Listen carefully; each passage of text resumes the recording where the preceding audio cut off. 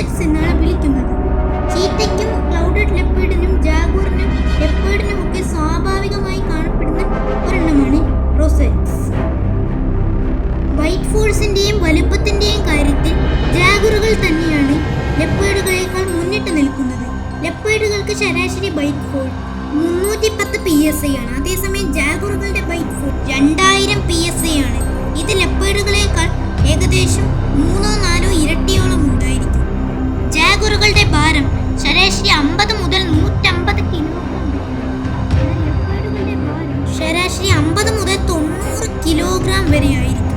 പൂച്ചവർഗത്തിൽ വലിപ്പം കൊണ്ട് 3-ാം സ്ഥാനത്ത് നിൽക്കുന്നതാണ് ജാഗുവർ. അതേസമയം പൂച്ചവർഗത്തിൽ വലിപ്പം കൊണ്ട് 5-ാം സ്ഥാനത്താണ് ലെപ്പേർഡുകൾ നിൽക്കുന്നത്. ഇപ്പോൾ നിങ്ങൾക്ക് ഇവയെ പറ്റിയുള്ള ചെറിയ വ്യത്യാസങ്ങൾ